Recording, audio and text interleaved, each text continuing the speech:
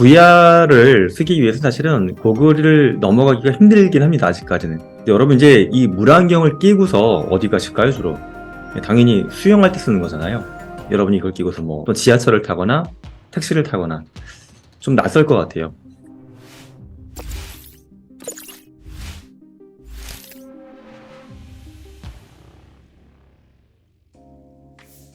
애플의 비전 프로 이야기를 한번 해볼까 합니다. 애플이 2023년 6월에 비전 프로를 공개했는데 이 제품에 대한 다양한 이야기들이 있어서 인지과학적으로 이 제품을 좀 분해를 해보려고 합니다. 사실 저는 이게 메타버스의 하나의 게임 체인저가 될 가능성이 충분히 있다라고 생각을 합니다. 이제 메타버스 분류 중에 거울 세계도 있고 라이프 로깅도 있지만 나머지 두 세계인 증강현실, 가상세계 쪽에 굉장히 특화된 디바이스로 자리매김할 수 있으리라고 좀 보입니다. 이제 좀 마이너스 요소가 있고 플러스 요소가 있어요. 그러니까 좀 걱정되는 부분이고 기대되는 부분이 있는데 걱정되는 부분을 보게 되면 이게 디자인이 고글입니다. 고글이란 말은 물안경이잖아요. 당연히 수영할 때 쓰는 거잖아요. 보통은 스키장 또는 수영장처럼 제한된 공간에서 쓰는 건데 이 디자인의 물건을 우리가 끼고 스타벅스 안에 앉아있거나 또 지하철을 타거나 택시를 타거나 좀 낯설 것 같아요. VR을 쓰기 위해서 사실은 고글을 넘어가기가 힘들긴 합니다. 아직까지는. 애플도 어쩔 수 없이 고글을 채택했는데 인간이 사용하는 대부분의 어떤 물건에는 원형의 특성이 있습니다. 이런 물건은 이렇게 생겼어야 되고 이런 상황에 쓰는 것이고 근데 이제 그 고글이 물안경이다 보니까는 수영을 하거나 스키를 하지 않는 상황 그런 장소를 벗어나서 쓰는 것에 대해서 약간 저항은 있지 않을까 생각됩니다. 두 번째는 가격이 또 마이너스 요소인데 일반 버전이 400만원 후반대 우리나라 돈으로 엔트리 버전이 300만원 초반대 정도라고 현재는 추측이 되고 있습니다. 굉장히 비싸지요. 그런데 또 이게 무조건 수용 못할 가격이냐? 처음에 스마트폰 등장할 때만 해도 사실 비슷한 걱정은 있었어요. 제가 이제 90년대 중반 정도에 인프라스트럭처 판매하는 외국계 기업에서 잠깐 일했던 적이 있는데 그때 제가 20대 중반에 일하면서 좀 놀라웠던 점이 그런 거였거든요. 저희 회사 임원분이 미래에는 스마트폰이 아니었고 무선 전화기 들고 다닐 거야 주머니에 끼고서 초등학생도 그렇게 할 거야. 전 그때 사실 상상이 안 갔어요. 그때 그 무선 전화 하나 가격이 거의 가정용 TV 가격에 맞먹었거든요. 근데 뭐 그렇게 됐죠. 사실 우리가 지금 기존에 있던 다른 물건하고 가격을 비교하기 때문에 이게 비싸다 할 수도 있지만 또 모르는 것 같아요. 이 기기의 어떤 효용성이 또 높아지게 되면 또 가격에 대한 저항선은 또 재설정될 것 같습니다. 세 번째는 무게인데 이게 한 500g 좀 안 될 것 같아요. 아마도 이제 아까 제가 말씀드렸던 엔트리 버전은 300만원 초반대에는 그동안 300에서 450g 정도 사이가 될 것 같아요. 엔트리랑 일반 버전 둘 다. 여전히 조금은 더 가벼워지면 좋겠다는 생각은 듭니다. 이거 한 3-4시간 이상 쓰기는 어려우실 거예요. 연속으로는. 사실은 뭐 애플이 만든 물건 팬덤이 있잖아요. 저도 뭐 애플을 좀 좋아하는 사람 중에 하나고 애플은 아티스트나 연예인이 아닌데도 팬덤을 보유한 빅테크 기업이죠. 이게 굉장히 독특한 거예요. 제가 봤을 때는 뭐 테슬라, 애플 말고는 빅테크 중에 팬덤까지 보유하는 데는 없는 것 같아요. 구글이 약간 그런 게 보이지만 썩도 그렇고 뭐 아마존, 마이크로소프트 뭐 그 기업한테 미안한 이야기지만 팬덤이 있지는 않은 것 같아요. 근데 팬덤을 보유하고 있다는 말은 처음에 저항선이 굉장히 또 빨리 무너질 수 있는 그 가능성이 있는 것 같아요. 어떤 디자인이나 가격이나 사용성 측면에서의 낯선 부분을 고객들이 막 뛰어넘을 수 있는 가능성이 보입니다. 그리고 두 번째는 성능이 제가 봤을 땐 그래도 어마무시하다라고 보입니다. 성능. 일단 뭐 메인 프로세서도 2개가 들어가 있고 카메라도 14개가 들어가 있고 센서들도 많이 들어가 있어서 일단 성능만큼은 굉장히 정밀하고 고성능으로 잘 만들어져 있다. 자, 다음 이제 세부적인 좀 기능을 볼 텐데 저는 이 제품이 갖고 있는 특성 중에 하나가 이제 아이 트래킹을 하는데 아이 트래킹은 쉽게 말씀드리면 눈동자 마우스라고 보시면 돼요. 제가 90년대에 대학원 다닐 때도 이런 장비가 이제 학교에 있는 실험실도 좀 있었는데 눈동자 움직임 측정하는 거예요.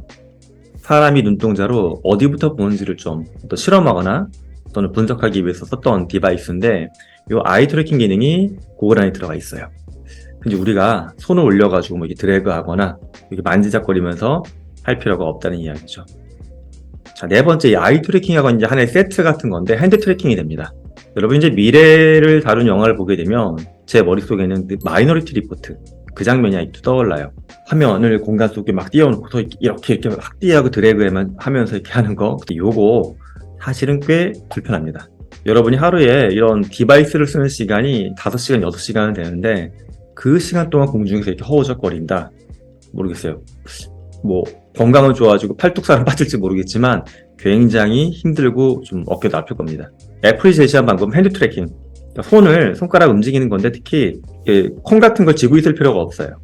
저도 이제 오큘러스 갖고 있으면 양쪽 손에 콘 모양의 컨트롤을 쥐고 이렇게 움직여야 되는데 조이스틱이나 마우스 느낌이 나서 편리한 것도 있지만 다른 어떤 물건을 짚거나 움직이거나 할 때 굉장히 불편해요. 비전 프로는 핸드 트래킹이 되다 보니까는 아무 고를 쥐고 있지 않아도 손가락 움직임을 얘가 고글 겉에 붙어 있는 카메라로 트래킹을 합니다. 그래서 실제 애플도 이렇게 무릎 위에 손을 이렇게 거치하고서 하는 것들을 보여주는 것 같아요. 뭐 이런 식으로 인터페이스를 만들고 있습니다. 그 다음에 아이사이트입니다. 아이사이트를 처음 보신 분들은 되게 당황해 하세요. 저걸 왜 넣냐? 특히 아이사이트 기능을 넣기 위해서 이게 디바이스가 조금 복잡해지고 무거워지면서 가격도 올라간 게 맞아요. 엔트리 버전에서 확실하게 빠질 기능 중에 하나가 아이사이트 기능입니다. 아이사이트는 뭐냐 하면 제가 고글을 쓰고 있어요. 그럼 누가 옆에서 봤을 때 저는 눈이 아예 안 보이죠. 제 입장에선 저 사람 볼 수는 있어요. 애플도 이건 돼요, 자동으로. 만약 VR 상황을 보다가 누가 옆으로 다가오죠. 그럼 외부에 있는 센서가 감지해가지고 그 사람을 이제 고글 안에 투영해서 보여줍니다. 그럼 저는 실제 공간과 뭔가 어떤 VR이나 AR로 뜨는 다양한 뭐 모니터나 이미지를 보다가 다른 사람이 오게 되면 그 사람도 보여요.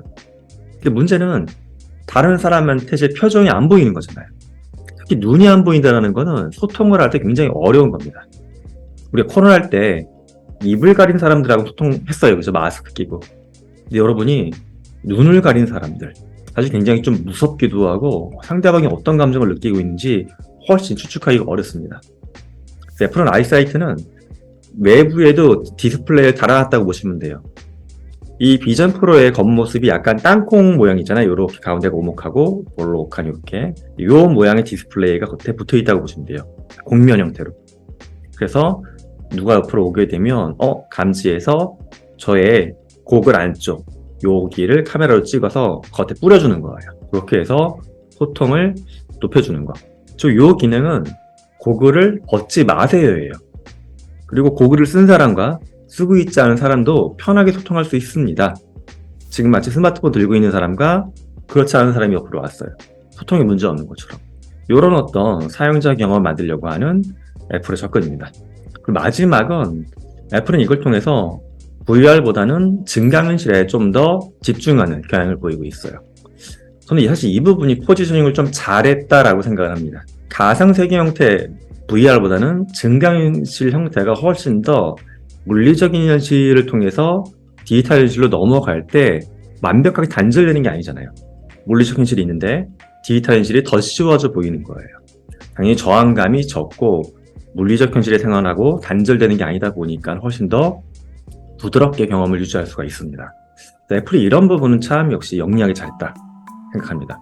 마이너스 요소 한 3가지, 플러스 요소 한 6가지 이렇게 말씀드렸습니다. 저는 마이너스 플러스로 볼 때 아까 그래도 긍정적으로 바라보고 있습니다.